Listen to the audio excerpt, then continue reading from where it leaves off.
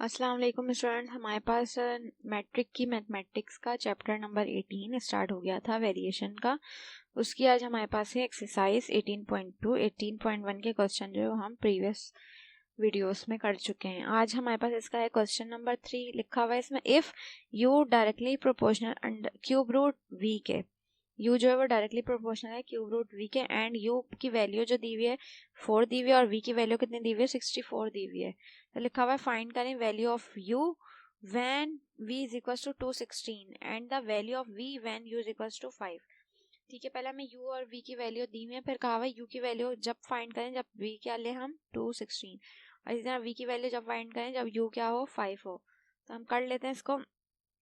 Solution लिखा, solution में हमें क्या दिया हुआ था, u जो है वो डायरेक्टली प्रोपोर्शनल दिया हुआ था under cube root of v K, तो हमने ये लिख दिया। सही है, हमें पता है डायरेक्टली प्रोपोर्शनल का साइन हटाते हैं तो इक्वल टू और कांस्टेंट लगाते हैं, तो इक्वल टू और के लगा दिया, ये एज इट इज आ गया। अब हमने ये क्यूब रूट वी यहाँ मल्टीप्लाई में था, यहाँ आ गया तो क्या हो गया, डिवाइड हो गया, यहाँ खाली के बच गया। तो अब हम पुट कर देंगे यू, हम जब क्या ले रहे हैं u की वैल्यू 4 जो हमें सवाल में गिवन थी, u की वैल्यू 4 लिख दी हमने, और v की वैल्यू क्या गिवन थी सवाल में 64 गिवन थी, तो v की जगह 64 आ गया, 4 एज इट इज आ गया। 64 का क्यूब रूट यानी 4 जो है 4 4 16, ये यूं लिखेंगे हम 4 का क्यूब और ये क्यूब रूट। ठीक है, क्योंकि 4 का क्यूब ही 64 होता है, तो ये क्यूब रूट से क्यूब रूट कैंसिल हो जाएगा, खाली क्या बच जाएगा 4 आ जाएगा। तो 4 से 4 कैंसिल हो जाएगा, 4 1 4 4 1 4, तो खाली क्या बच जाएगी, k की वैल्यू 1 आ जाएगी। अब हमने क्या किया, u k की वैल्यू 1 आ गई, तो 1 हमने लिखा इस इक्वेशन में जो कि ये वाली थी इक्वेशन, u बराबर है 1, k की जगह 1 लिखा और क्यूब रूट ऑफ v, तो हमारे पास u बराबर हो गया क्यूब रूट ऑफ v के। अब मालूम करेंगे u की वैल्यू, जब हम for value of u is equal to under root 216। ठीक है, जब हमें पास v क्या दिया हुआ है, v जब दिया हुआ है 216, तो हम u की वैल्यू निकालेंगे, तो v की जगह 216 लिख दिया हमने। 216 किसका क्यूब रूट होता है, 6 का होता है, इस तरह से हम लिख देंगे 6 का क्यूब और ये क्यूब रूट, तो क्यूब से क्यूब रूट कैंसिल हो जाएगा, तो u की वैल्यू हमारे पास आ जाएगी खाली 6 आ जाएगी। इसी तरह अब v की वैल्यू फाइंड करेंगे जब u की वैल्यू हमारे पास क्या दी हुई है 5 दी हुई है, तो उसी फॉर्मूले में रखेंगे again u is equal to k cube root of v। के हमारे पास 1 ही है, के यहाँ पे मल्टीप्लाई में है, यहाँ के क्या हो गया डिवाइड हो गया। अब क्यूब खत्म करने के लिए यहाँ पे भी मैंने क्यूब ले लिया, यहाँ पे भी क्यूब ले लिया, तो यहाँ क्यूब रूट से क्यूब कैंसिल हो जाएगा, और u अपॉन के बराबर किसके है, v के बराबर है। सॉरी, v को मैंने इधर शिफ्ट कर दिया, u की वैल्यू मुझे क्या रखनी है 5 रखनी है, ये दी हुई क्वेश्चन में u की वैल्यू, तो u की जगह 5 आ गया और k की जगह क्या आ गया 1 आ गया, साथ में क्यूब आ गया, 5 का क्यूब क्या हो जाएगा 125, नीचे वाला 1 हम नहीं लिखते, तो ये हमारे पास v की वैल्यू आ गई 125 जब हमने u क्या रखा 5 रखा। नेक्स्ट क्वेश्चन है इसका क्वेश्चन नंबर 4। इसमें लिखा हुआ if f varies directly S m cube when m is equals to 3, f is equals to 81, find f is equals to 81, find f when m is equals to 5। ठीक है, वही उसी तरह का क्वेश्चन है जिस तरह से ऊपर दिया हुआ है, लिखा हुआ है 5 जो है वो डायरेक्टली प्रोपोर्शनल किसके है m क्यूब के है f, तो वही करेंगे काम, डायरेक्टली प्रोपोर्शनल हटाया इज इक्वल्स टू और k लगा दिया कांस्टेंट।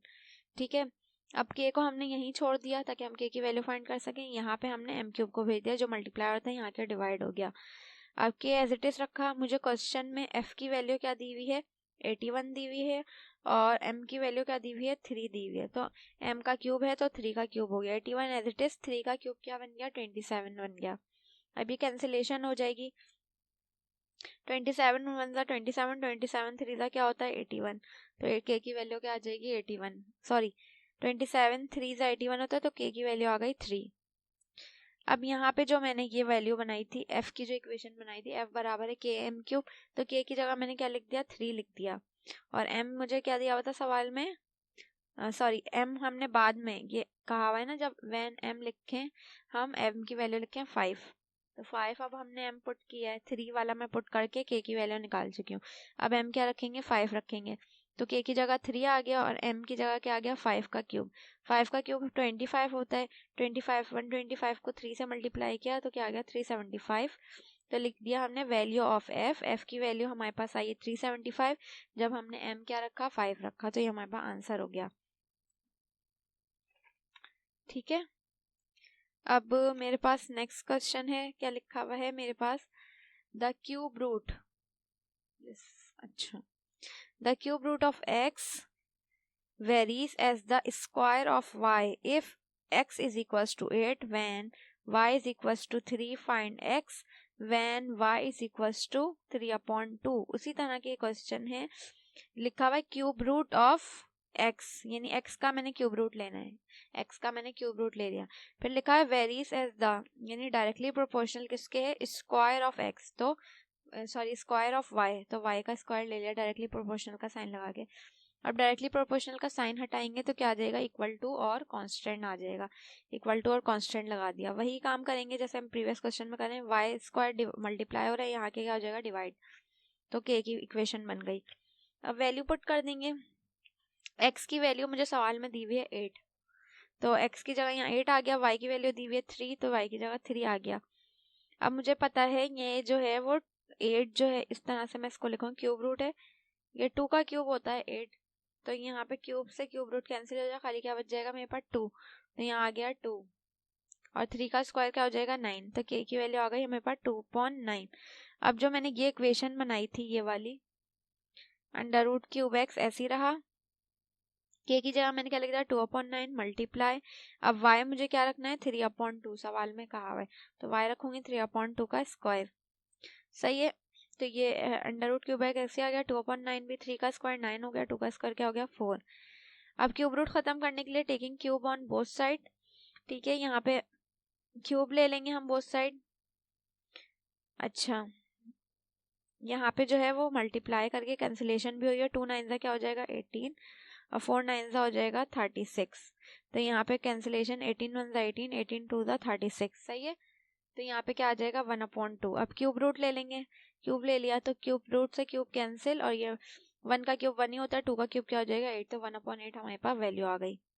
नेक्स्ट क्वेश्चन नंबर 10, इसमें कहा हुआ if y varies inversely S x -5, y जो है इनवर्सली प्रोपोर्शनली किसके x -5 के, when y is equals to 6 and x is equals to 8, दोनों की वैल्यू दी हुई है। फिर फाइंड y करना है x को 10 रखकर, तो हमने इक्वेशन बनाई पहले, y जो है वो इनवर्सली प्रोपोर्शनल है, तो 1/, करके इनवर्सली में हम 1/, करके लिखते हैं, जो भी हमें इनवर्स दिया हुआ होता है।